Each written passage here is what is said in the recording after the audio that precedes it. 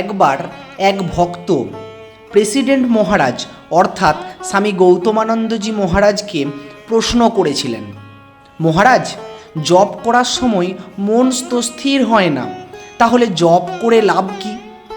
মহারাজ হেসে উত্তর দিলেন, মন বসুক আর না বসুক, তোমার অভ্যাস যেন বন্ধ না হয়। তিনি স্বামী ব্রহ্মানন্দজি অর্থাৎ রাখাল মহারাজের একটি উপমা দিয়ে বুঝালেন, যদি একটি নোংরা পাত্রকে জলপ্রপাতের নিচে ধরা হয় তবে জলের তোড়ে প্রথম দিকে পাত্রটি নড়াচড়া করবে, মনে হবে জল ভেতরে ঢুকছে না। কিন্তু পাত্রটি যদি ওই জলের নিচে ধরে রাখা হয় তবে এক সময় জলপ্রপাতের ধাক্কাতেই ভেতরের সব ময়লা ধুয়ে যাবে এবং পাত্রটি কানায় কানায় ভরে উঠবে। মহারাজের উপদেশ, আমাদের মন হলো সেই নোংরা পাত্রের মতো, আর ইষ্ট নাম বা জপ হলো সেই জলপ্রপাত।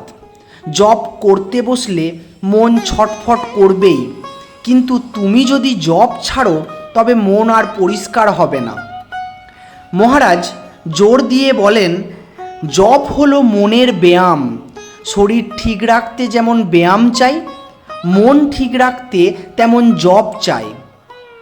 মহারাজ আরও বললেন, তুমি যদি খেতে পারো, ঘুমাতে পারো, তবে ভগবানের নাম নেওয়ার সময় পাবে না কেন?